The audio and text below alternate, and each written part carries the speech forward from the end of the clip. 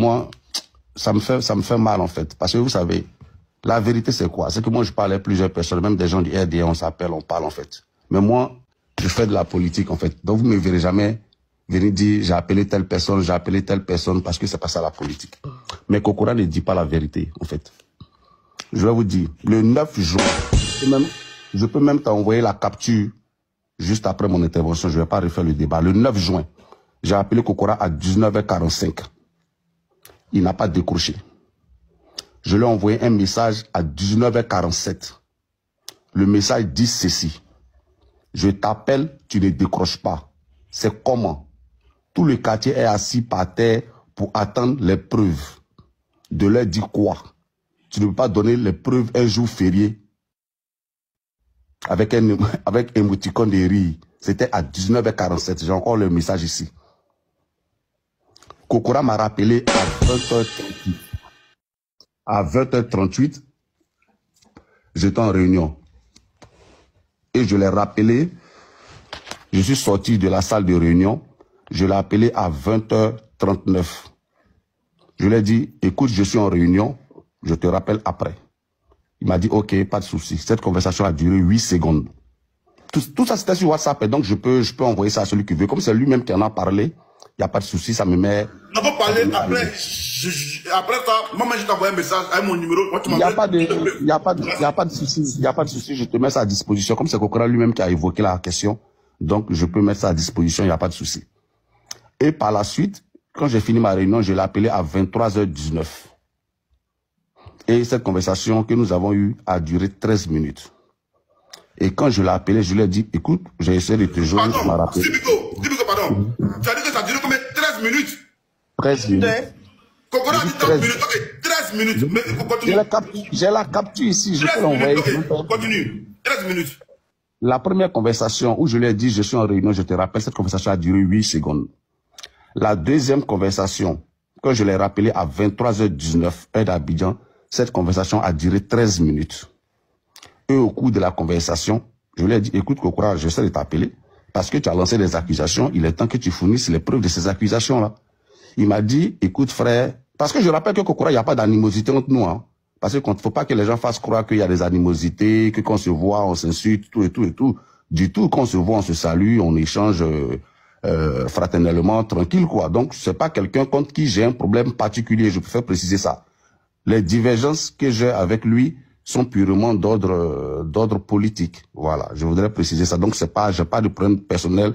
Même, je suis allé débattre avec le ministre Touré Mamadou, qui est beaucoup plus au grado RDR. On a discuté tranquillement. Après l'émission de RFI, on a papoté, puis on s'est séparés. Donc, je veux dire qu'il n'y a pas de problème personnel entre eux et moi. Donc, cette dernière conversation a duré 13 minutes. Et au cours de la conversation, je lui ai dit que, écoute, j'aimerais bien qu'il présente ses preuves. Il m'a dit, non, écoute frère, moi, mon objectif, c'était pas de t'exposer et tout, mais parce que tu as évoqué des questions de mon billet et tout et tout. Je lui ai dit, non, moi, je t'autorise à publier les preuves. Parce que peut-être qu'en le disant, peut-être que tu es sincère, mais la sincérité n'est pas un gage de vérité. On peut mentir sincèrement et on peut se tromper sincèrement. Donc peut-être que des gens t'ont induit en erreur, mais je t'autorise à publier ces preuves-là. Et si tu veux, je peux même, pour ne même pas qu'on dise demain que tu as publié parce qu'effectivement la loi interdit de publier des conversations personnelles. Je peux même te laisser un message par écrit où je t'autorise à publier tous les reçus de Western Union, de rien en question, pour que tu aies cela comme preuve, pour que si demain je te poursuis pour avoir publié des informations personnelles, que ce message-là puisse servir de preuve. Est-ce que vous comprenez? Donc, je lui ai dit ça. Il m'a dit non, que lui n'a pas l'intention de le faire, tout et tout et tout et tout et tout. Je lui ai dit, bon, écoute, si toi tu peux pas publier ces preuves-là, je suppose que ce sont des gens qui te les ont mises à disposition. Est-ce que tu peux leur demander de les publier? Eux, qu'ils publient, même s'ils veulent qu'ils créent un compte avatar et qu'ils publient les preuves. Comme ça n'a rien à voir avec toi. Il m'a dit non, écoute frère, laisse tomber. Mais je précise que on se prenait pas la tête, hein, on se disputait pas, on échangeait comme des personnes intelligentes. Il m'a dit non, écoute, laisse tomber, tout et tout et tout, c'est pas la peine. Je lui ai répété encore, je lui ai dit, écoute Kokora, c'est les gens qui t'ont dit ça. Je te précise qu'ils t'ont induit en erreur parce que je connais pas Ahmed Bakaïko. Je ne lui ai jamais parlé, ni au téléphone, je ne l'ai jamais vu en vrai. Donc, je ne sais pas pourquoi il m'enverrait de l'argent. Donc, je suppose que des gens peuvent t'avoir induit en erreur. Donc, ils peuvent t'avoir trompé, alors que toi, tu es peut-être sincère dans ta démarche. Donc, demande-leur à ceux qui t'ont donné ces preuves-là et qui ont dit qu'ils les ont, de les publier. Voici un peu pêle-mêle ce dont on a parlé. Et puis, je lui ai dit, et puis il m'a dit que non, que je l'avais accusé. Je lui ai dit, écoute, si tu penses que mes propos que j'étais tenus sont blessants, je te présente mes excuses. Mais bon, c'était pas l'intention. Mais moi, j'estime que ce que j'ai avancé, c'était un argument politique. Dis que tu ne vis pas en Côte d'Ivoire, donc tu n'es pas crédible pour dire aux Ivoiriens que tout se passe bien en Côte d'Ivoire. Je pense que c'est un argument politique, ce n'est pas un argument personnel. Voilà, parce que j'estime que nous, on vit en Côte d'Ivoire, donc on est plus crédible. J'ai même dit, même si le maire Fanny Karim disait que tout se passe bien en Côte d'Ivoire, il est plus crédible pour le dire parce que lui, il est en Côte d'Ivoire, il vit en Côte d'Ivoire. Donc quelqu'un qui n'est... Tapoté, il a reçu un appel. Qui ne vit pas en Côte d'Ivoire, peut pas venir expliquer aux Ivoiriens que tout va très bien en Côte d'Ivoire. Donc voici pêle-mêle la discussion que nous avons eue et on a raccroché. Par la suite, il y a des journalistes qui m'ont appelé. Il y a, j'ai oublié son nom, mais un journaliste d'Enquête Média, mais j'oublie son nom, qui m'a appelé. Je ne sais pas s'il a appelé Kokora par la suite, mais il m'a appelé. Et je lui ai dit, écoutez, moi je mets tous les journalistes, parce que les journalistes, vous avez donc le droit de mener des enquêtes. Je t'autorise à mener une enquête sur les faits allégués par Kokora. Et je lui ai même remis son numéro à ce journaliste. J'ai dit, voici le numéro de Kokora, tu peux l'appeler. Et puis tu lui dis, écoute, moi je suis un journaliste, je mène une enquête sur Steve Biko, donc je veux que les preuves, tu me les mettes à disposition. Comme ça, si Kokora ne peut pas publier les preuves, il peut te les envoyer à toi, et puis toi tu les publies. Je t'autorise aussi à les publier. J'ai oublié le nom de ce journaliste-là, mais je vais m'en rappeler. Mais c'est le média, Enquête Média. C'est un ancien journaliste qui travaillait à l'Éléphant déchaîné, mais qui est maintenant en Europe. Il m'a dit, écoute, donc tu peux me donner le numéro de Kokora. Je lui ai dit, ok, pas de souci, je lui ai envoyé le numéro de Kokora. Bon, je ne sais pas s'il a appelé par la suite ou pas. Donc, sur cette question, voici ce que je peux dire. Voilà. Kokora, moi, je n'ai pas de problème de personne. Moi, je fais de la politique, en fait. Et quand je fais de la politique, j'évite d'y mêler des questions personnelles, en fait. Voilà. Donc, j'ai pas de problème de personne avec Kokora. Par contre, quand on relate les faits, c'est vraiment bien de dire la vérité. Voilà. C'est vraiment bien de dire la vérité. Voilà. Ça va pas nous tuer. Donc, est-ce que vous pouvez nous accorder une seconde seulement, s'il vous plaît? Désolé de vous interrompre. Famille, tapotez s'il vous plaît, parce que John est signalé. Voilà, je sais qu'il y a de grosses têtes sur le panel, donc ça plaît pas, d'accord? Donc tapotez le live pour protéger le live. Merci. Allez-y, je vous en prie. Voilà, donc il n'y a pas de... J'ai dit que moi, il y a même des cadres, des ministres du RDA qui m'appellent, on échange et tout, mais tranquillement, en fait, on n'est pas d'accord politiquement, mais c'est pas des questions de personnes, en fait, qui nous séparent. Parce que il faut aussi que on aseptise le discours politique. Il faut qu'on arrête de faire comme si, en fait, quand on se voit, on va aller se battre et c'est de nature à gonfler, à bloquer le peuple, alors que quand on se voit, tu me salues, Kokora, avec respect, on se taquine. Même après l'émission à NCI, on s'est taquiné. Tu es monté dans une voiture plaque jaune. J'ai dit, Kokora, tu as une plaque jaune à Abidjan. Et puis bon, tu es parti avec le maire. Voilà. Donc, je sais même pas comment tu fais pour une plaque jaune à Abidjan, mais ça aussi, c'est pas grave. Est-ce que tu comprends? Donc, je veux dire que... Sibiko, oui. Là, t'as tout à la profondeur. Et nous, on aime la profondeur. Non, mais pas du tout. La plaque jaune en Côte d'Ivoire, il est qui? Tout ça là. Non, ça, c'est pas ça. C'est pas ça qui est le problème, en fait. Je vais dire que... Mais plaque jaune, là, ce jour-là, j'étais pas seul, en fait. Ziggy était là, il y avait plein d'autres camarades qui étaient là, on était au moins 5 ou 6, donc, avec Blaise et tout. Donc, ces camarades-là peuvent, et Kokora, c'est que ce que je dis, c'est pertinemment la vérité. Donc, voilà, moi, Kokora, je veux pas que, voilà, on est près de, je crois, il y a environ 2000 personnes qui sont sur ce panel-là.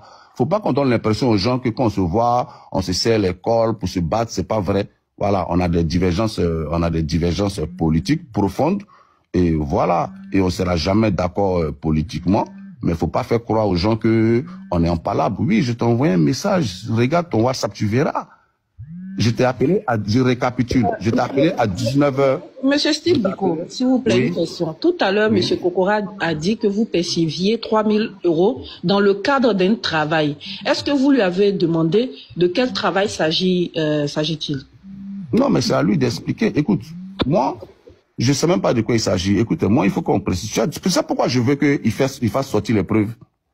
Parce que, sur le champ, dès qu'il va faire sortir les preuves, on va savoir que c'est faux, en fait. Parce que déjà, moi, je ne me suis pas retrouvé directement en France. En exil, j'ai un parcours, en fait. Donc, quand on dit que j'ai reçu de l'argent d'Ahmed Bakayoko de 2011 jusqu'à sa mort, je crois qu'il est décédé en 2021, je pense. Donc, ça fait environ 243 millions de francs CFA. Un peu plus même, je pense. Donc, la raison principale, la question qu'on pourrait se poser, c'est pourquoi Ahmed Bakayoko me donnerait un tel montant. Parce que pour ceux qui me connaissent, depuis 2010, je suis engagé dans le combat du président Laurent Gbagbo. C'est même moi qui organisais toutes les manifestations à La Haye pour demander la libération du président Laurent Gbagbo. Et les traces de tout ça existent. Je n'ai jamais soutenu Ouattara, je n'ai jamais soutenu Ahmed Bakayoko. Je l'ai même critiqué, même très fortement. On peut retrouver plusieurs de mes publications où je critique très fortement Ahmed Bakayoko. Il suffit de taper mon nom et Ahmed Bakayoko dans la barre de recherche Facebook. On peut trouver des dizaines et des dizaines de publications dans lesquelles je critique Ahmed Bakayoko. Donc la première question, c'est pourquoi Ahmed Bakayoko me donnerait de l'argent. Parce qu'en plus, soit pour me corrompre, mais pour me corrompre pour que je fasse quel travail, puisque je n'ai jamais défendu Ouattara. Tu me permets là, s'il te plaît, Nina, permettez-moi, je vais être un peu... Steve Biko, moi oui. Je suis Zazo Patrick, je souhaiterais que tu portes plainte. Parce que cette affaire devient très grave. Il s'agit ici de la sécurité nationale d'un pays. Non, Zazo, permets-moi de finir. S'il te plaît, Steve Biko, s'il te plaît. Permets-moi de finir, s'il te plaît. Non, laisse-moi d'abord, tu vas finir, tu vas terminer. Non, ça tombe bien, parce que c'est pour éclairer tout le monde.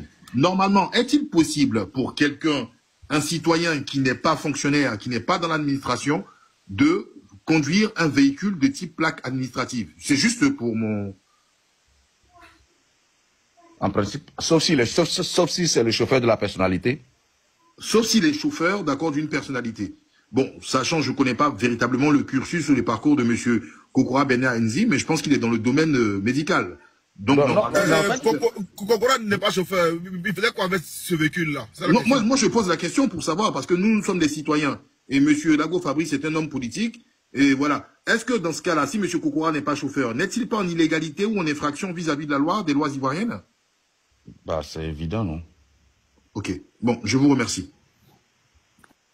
Non, mais en plus, ce que je voulais dire pour terminer, John, c'est-à-dire que moi, là, ce que je voulais dire, c'est que la raison principale, c'est même pas par rapport à l'accusation que Kokora a portée sur les 3 000 €. C'est même pas pour ça que je suis monté sur le panel. En fait, je suis monté sur le panel parce que Ziggy m'a dit que Kokora réfutait le fait que je lui ai envoyé un message pour lui demander de présenter les preuves. C'est surtout ça qui m'a... Et c'est pour ça que je suis monté sur le live. J'ai posé la question de savoir qui a évoqué le sujet. Si c'était Ziggy qui avait évoqué le sujet, il sait que j'allais me fâcher avec lui parce que je ne lui ai pas demandé d'aller en parler sur un panel. Et c'est vous-même qui m'avez confirmé que c'est Kokora qui a été le premier à en parler. Non, c'est Kokora qui avait fait son partenariat. C'est Kokora qui avait fait ça. Et c'est pourquoi moi, ça m'a mis à l'aise. C'est pourquoi moi, ça m'a mis à l'aise d'évoquer la question. Sinon, je n'en aurais pas parlé. Parce que je parle avec beaucoup de personnes, même des cas du RDR, j'en parle jamais. Donc, comme c'est lui-même qui a été le premier à en parler, c'est pourquoi moi, j'en ai parlé. Et j'ai vu que les informations qu'il donnait étaient fausses. Donc, je suis venu corriger sur ça. Donc, et oui, j'ai appelé Kokora, il n'a pas décroché. Oui, je lui ai envoyé un message dans lequel je lui demandais de publier ses preuves.